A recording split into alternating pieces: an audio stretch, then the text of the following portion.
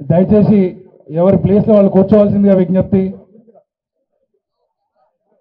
పెద్దలు శాసన మండలి సభ్యులు, బలహీన వర్గాల నాయకులు, మాజీ మంత్రివర్యులు, గౌరవనీయులు శ్రీ బసవరాజు సారయ్య గారిని వారి సందేశం ఇవ్వాల్సిందిగా విజ్ఞప్తి. ఓబీసీ చైర్మన్గా గతంలో నా మిత్రుడు నోతి శ్రీకాంత్ కాంగ్రెస్ పార్టీకి అనేక సేవలు చేస్తూ కాంగ్రెస్ పార్టీలో బీసీలను బలోపేతం చేయడానికి కృషి చేసిన సందర్భం అందరికీ తెలుసు.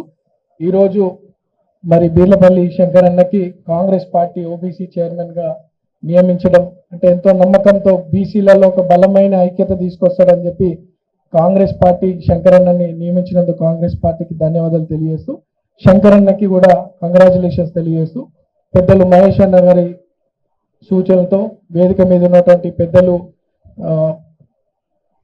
మధు అన్నకి, హనుమంత్ అన్నకి, శంకరన్న సలహాలు సూచనలతో కాంగ్రెస్ పార్టీలో బీసీలందరినీ కూడా బలోపేతం చేయడానికి నా వంతు కృషి చేస్తానని తెలియజేస్తూ, ఎట్లయితే కాంగ్రెస్ పార్టీ 42% రిజర్వేషన్కి బలంగా సాధించాలని కష్టపడతా ఉన్నారు, పార్టీ కోసం బీసీల 42% రిజర్వేషన్ కోసం మేము కూడా ఒక బీసీ ఎమ్మెల్యేగా కష్టపడి పనిచేసి సాధిస్తామని చెప్పి తెలియజేస్తూ, నన్ను అవకాశం ఇచ్చినటువంటి పెద్దలకి ధన్యవాదాలు తెలియజేస్తూ, శంకర్ అన్నకు మరోసారి శుభాకాంక్షలు. మనకు ఈ యొక్క అవకాశం వచ్చిన దాన్ని సరిగ్గా సద్వినియోగం చేసుకోవాలని చెప్పి ఈ యొక్క రాష్ట్ర స్థాయిలో ఎదగడానికి మీకున్న అవకాశం ఇది. రాష్ట్ర ముఖ్యమంత్రి ప్రియతమ నాయకులు రేవంత్ రెడ్డి గారు దేశంలోనే మొట్టమొదటిసారి ఓబీసీ జనగణన జరపడం, రాహుల్ గాంధీ గారి యొక్క ఆలోచన అనుగుణంగా ఓబీసీ కులగణన జరపడం 100 సంవత్సరాలు ఎక్కడ జరగలేదు. ఇవాళ తెలంగాణ ప్రభుత్వం రేవంత్ రెడ్డి గారు ముఖ్యమంత్రిగా, వారికి తోడుగా ఉప ముఖ్యమంత్రి కానీ మన పొన్నం ప్రభాకర్ గారు బీసీ కులగణన జరపడంలో కీలక పాత్ర పోషించడం, తర్వాత క్రమంలో మళ్ళీ పిసిసి అధ్యక్షుడిగా మిత్రుడు మహేష్ కుమార్ గారు నియమింపబడడం, రాహుల్ గాంధీ గారు భారత్ జోడో యాత్ర 2వ అధ్యాయం మొదలుపెట్టే ముందర జాతీయ స్థాయిలో ఉన్న 38 బీసీ సంఘాలతో కలవడం జరిగినది. అప్పుడు అడుగుతో మాట అడిగినాడు, ఎందుకు ఛత్తీస్గఢ్లో ఓబీసీ ముఖ్యమంత్రి ఉన్నా కూడా ఓడిపోయింది అనేది. అప్పుడు అక్కడ ఛత్తీస్గఢ్ నుంచి వచ్చిన నాయకులు చెప్పింది ఏంటంటే, పదవిలో వచ్చినాక ఆ ముఖ్యమంత్రి గారు 2 సంవత్సరాల నుంచి మాకు కనీసం అపాయింట్మెంట్ ఇవ్వలేదని చెప్పి. ఇవాళ మన బీసీ వర్గాల నుంచి మంత్రి పదవులు కానీ ఇంకా పార్టీ పదవులు వచ్చినప్పుడు కింది స్థాయిలో ఉన్న పార్టీ కార్యకర్తలకు అందుబాటులో ఉండడం చాలా అవసరం. అధికారం ఉన్నంత మాత్రాన మనం దాన్ని దుర్వినియోగం చేసుకోకుండా భావి తరాల కొరకై భవిష్యత్తు నిర్మాణంలో గతంలో మళ్ళీ గౌతు లచ్చన్న గారు ఉండే, ధర్మభిక్షం గారు ఉండేది, శివశంకర్ గారు ఇక్కడి నుంచి ఉండే, ఎంతోమంది బీసీ నాయకులు ఉన్నా కొందరు బీసీ నాయకులు రాష్ట్ర నాయకత్వంతో ఉంటూ తెలంగాణ రాష్ట్ర విభజన జరిగినప్పుడు పార్టీ వదిలిపోవడంతో కూడా జాతీయ రాష్ట్ర స్థాయిలంతా కూడా పిసిసి అధ్యక్షుడు మారినప్పుడు మాదేందంటూ 10 సంవత్సరాలలో ప్రభుత్వం తెలంగాణ ఏర్పడ్డాక బీఆర్ఎస్ పార్టీలో వలసలు ఏర్పడడం జరిగింది. ఇవాళ తిరిగి అధికారానికి వచ్చిందంటే, ప్రజాప్రభుత్వం ఏర్పడిందనంటే ఇది బీసీల యొక్క పూర్తి మద్దతుతోటి ప్రభుత్వం ఏర్పడిందని కూడా పార్టీ పరంగా మీకు వేదిక ద్వారా గుర్తు చేయాల్సిన అవసరం ఉన్నది.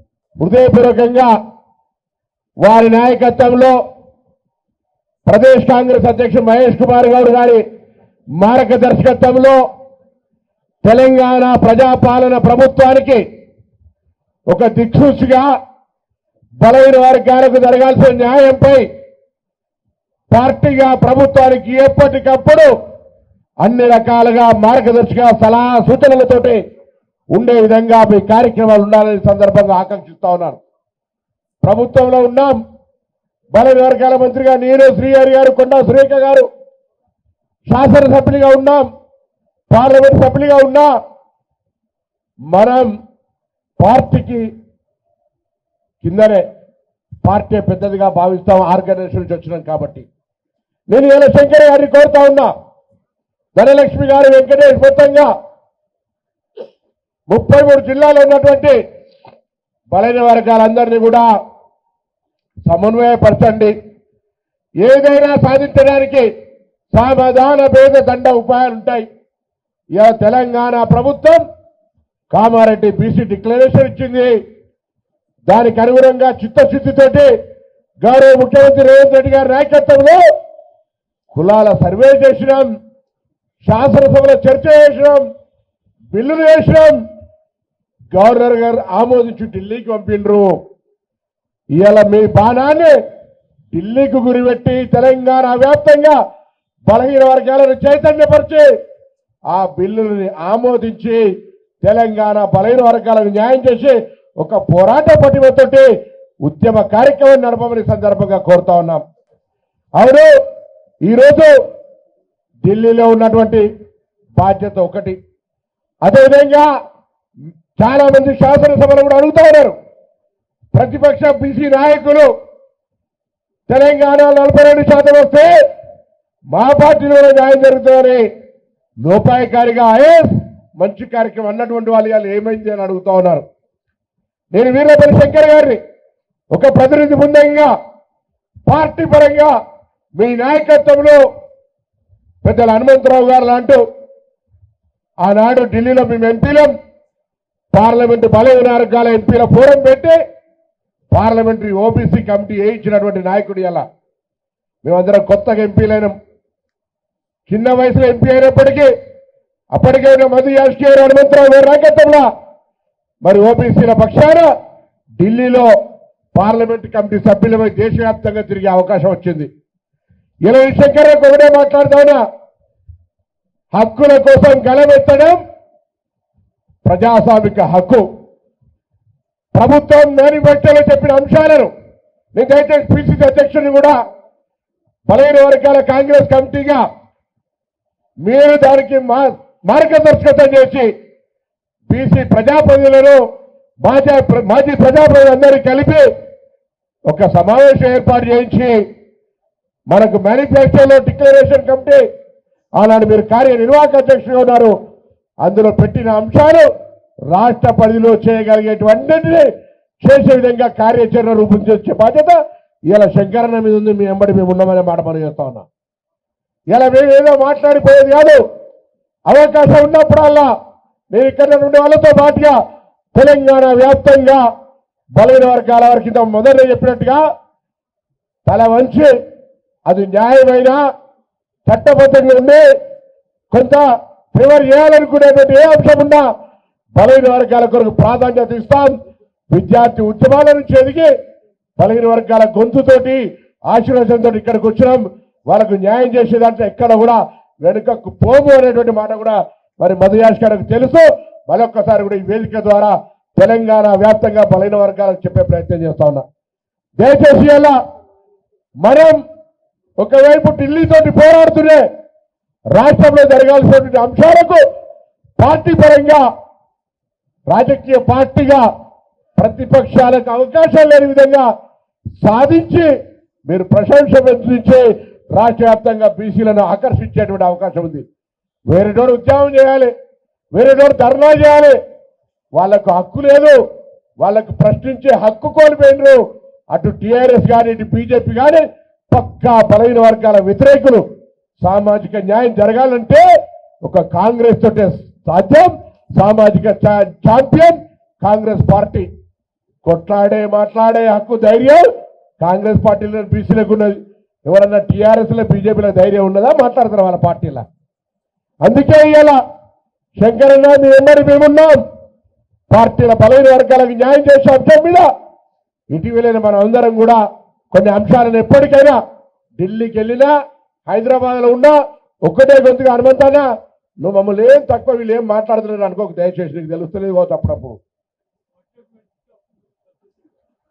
బడ్జెట్ కు సంబంధించి ఏం మాట్లాడుతున్నావో సాక్షాత్ పిసిసి అధ్యక్షుడు సాక్షి సహచార మంత్రి వాకిటి శ్రీహరి గారు ఇంతకుముందు వేరే నాయకులు ఇక్కడ మా వీర్లపల్లి శంకర్ గారు కూడా ఉన్నారు. అందరం ఉన్నాం. ఎక్కడ నేనేదో మంత్రిని నాకేమో అట్లానే ఏం ఆలోచన లేదు.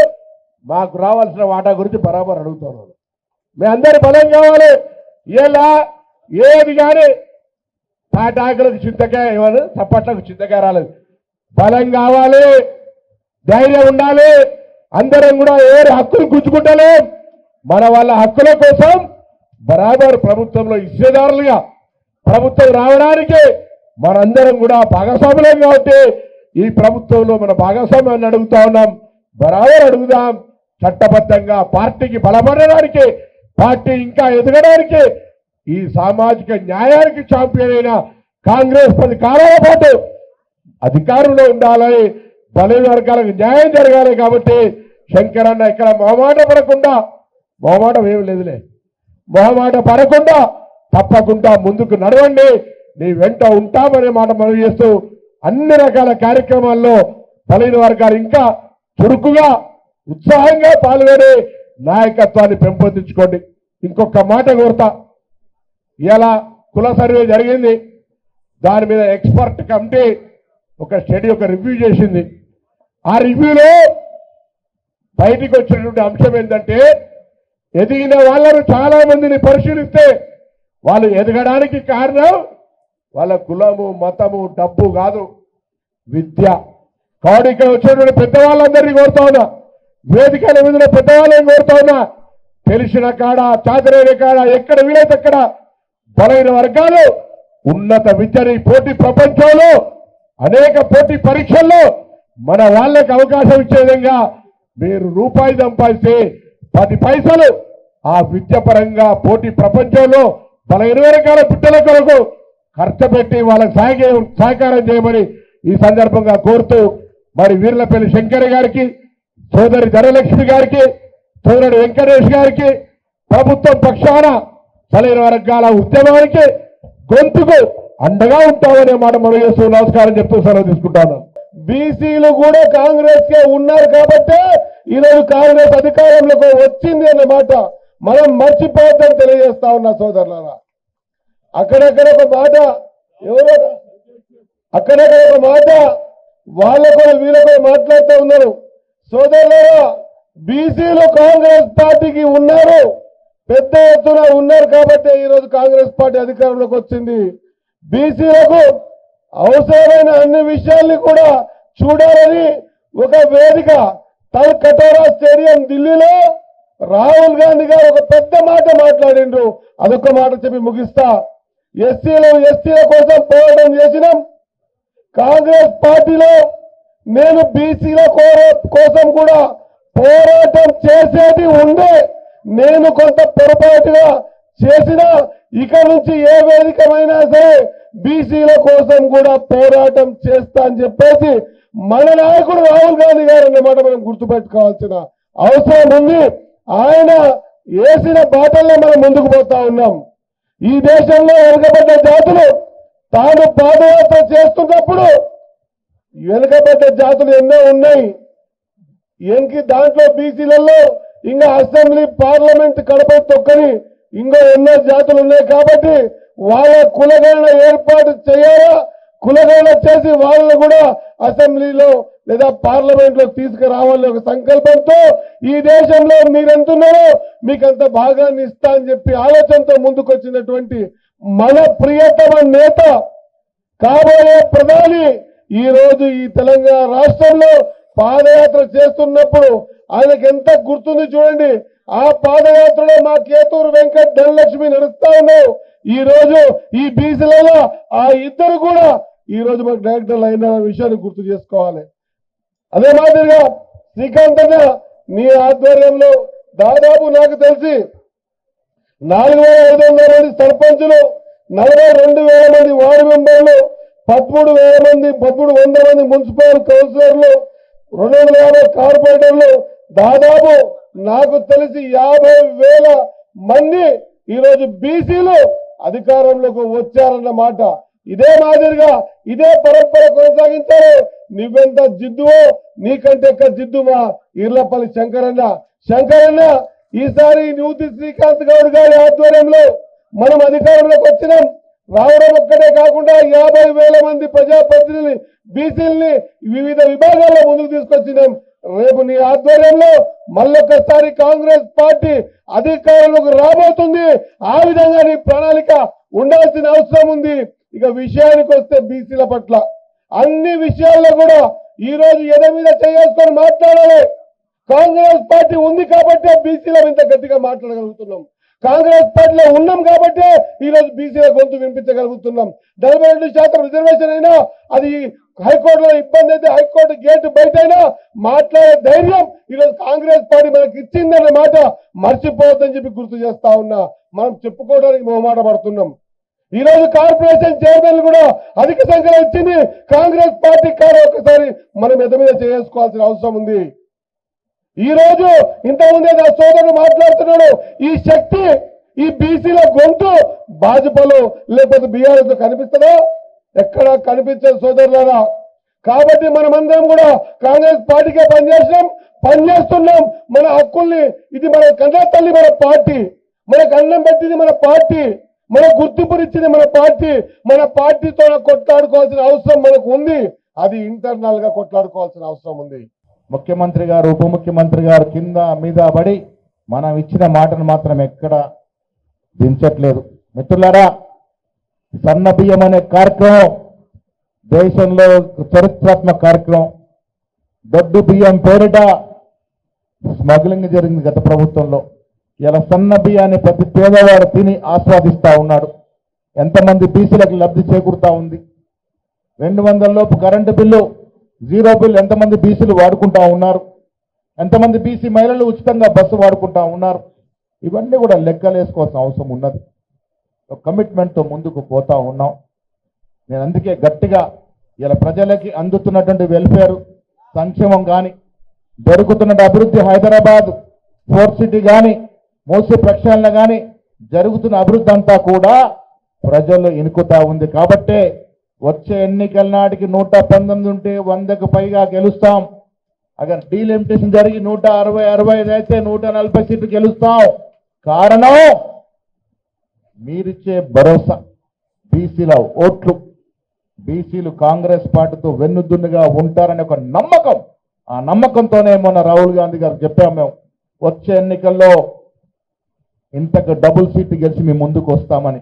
కారణం ఏంటంటే ఎస్సీ, ఎస్టీ, బీసీ మైనార్టీలు మాతో ఉన్నారనే ఒక నమ్మకం, ఆ భరోసాకు తగ్గట్టే మేము కూడా పనిచేస్తా ఉన్నాం.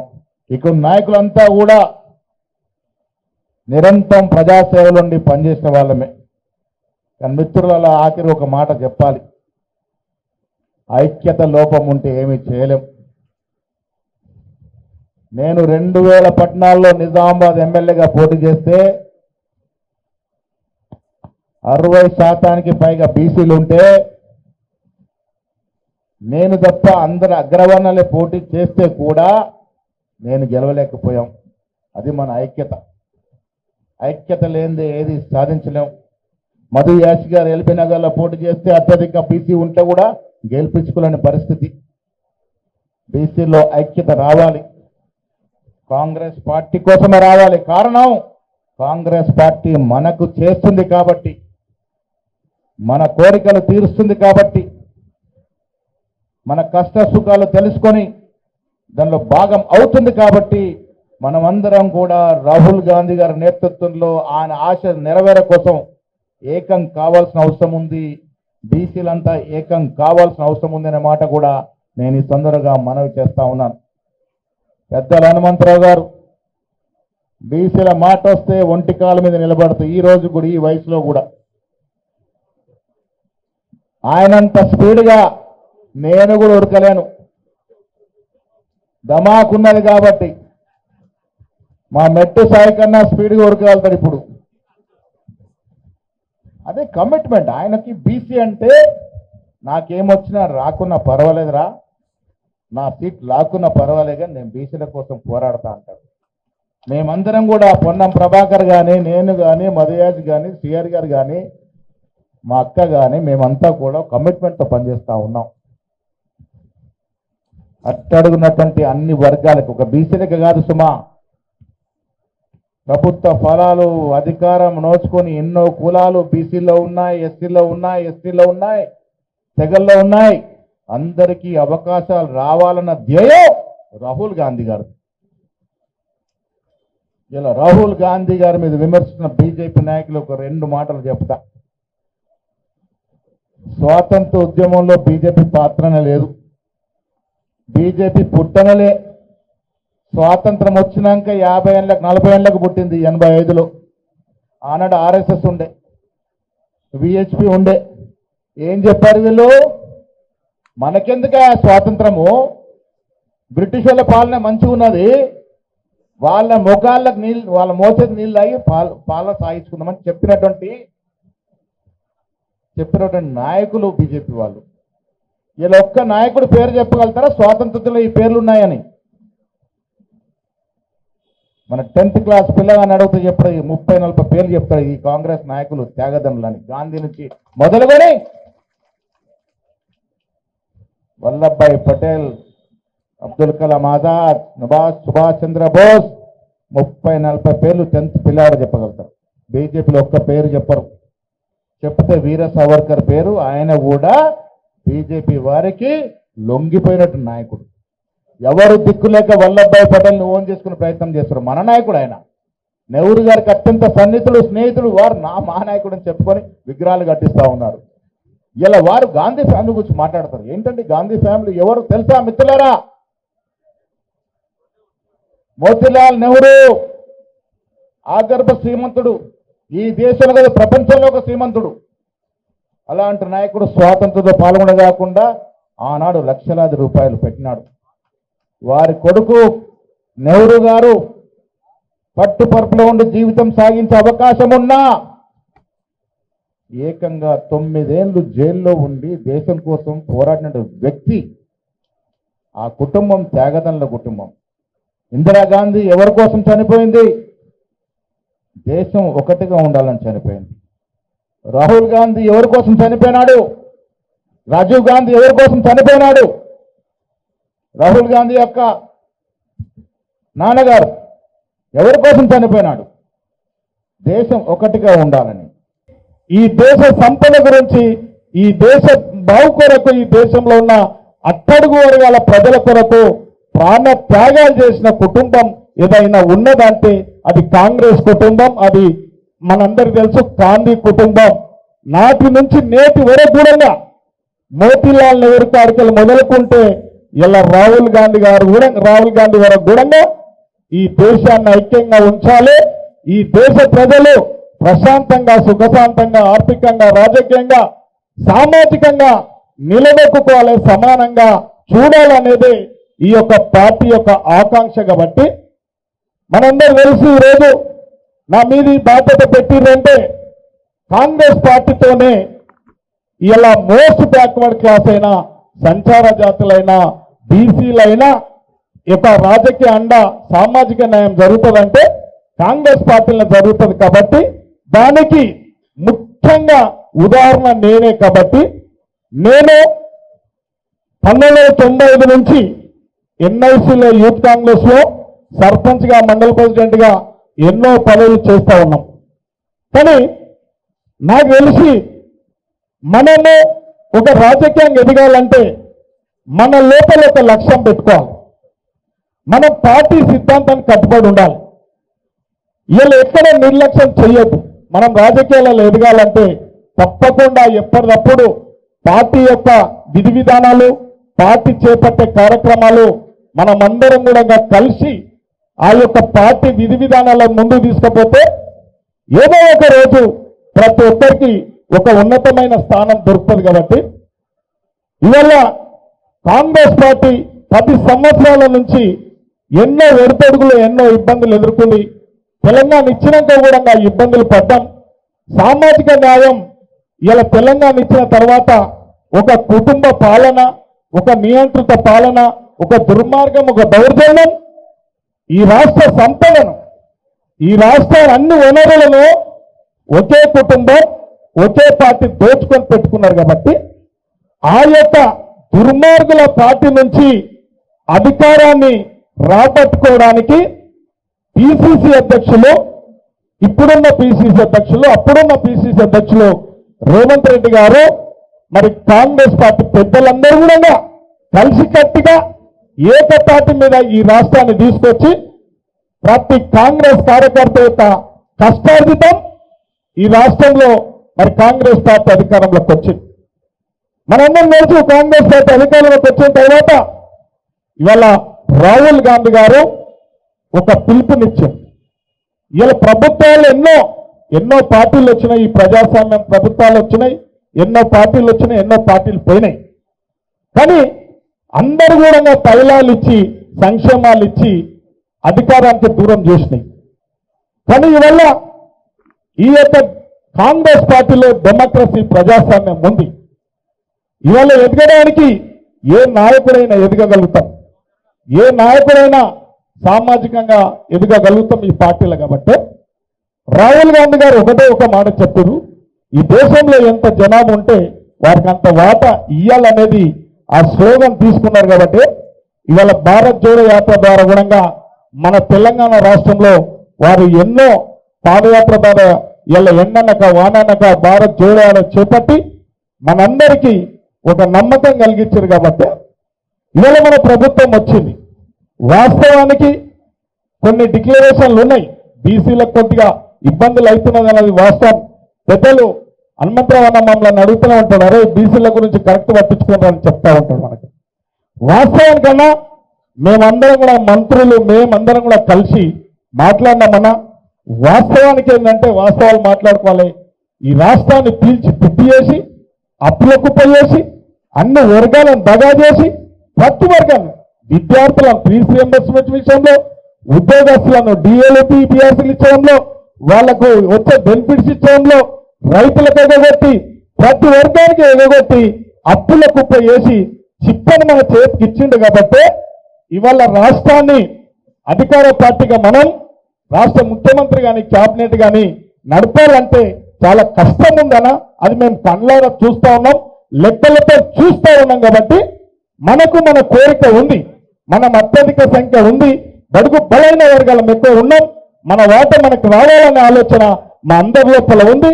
మాకు ఆ చైతన్యవంతం ఉంది. మనం ఎక్కడేం భయపడతలేం, అడగాలనే సిద్ధాంతం మా లోపల ఉంది. మా లోపల అటువంటిది భయం అనే అక్షరం కూడా లేదు. మొన్నటికి మొన్న మేము పిసిసి అధ్యక్షులు మొన్న అందరం కూడా కలిసి ఎమ్మెల్యేలు అందరం కూడా కలిసి డిప్యూటీ సీఎం దగ్గర పోయినాం. అన్న మాకు చాలా నష్టం జరిగింది పోయినసారి, ఈ బడ్జెట్లో కూడా జరగొద్దంటే వారు కూడా అన్ని లెక్కలతో చూయించారు. మేము కూడా కొద్దిగా బాధ్యతతో ఉన్నాం కాబట్టి అన్ని అర్థం చేసుకొని ఈ రాష్ట్రాన్ని ముందుకు తీసుకోవాల్సిన బాధ్యత మన అందరి మీద ఉందన్నా. ఇంకా ఉన్నది రోజులు, 2 సంవత్సరాలు గడిచింది. ఖచ్చితంగా రాబోయే కాలంలో ఖచ్చితంగా ఈ రాష్ట్రం అంతా కాంగ్రెస్ పార్టీ అధికారంలో ఉంటది.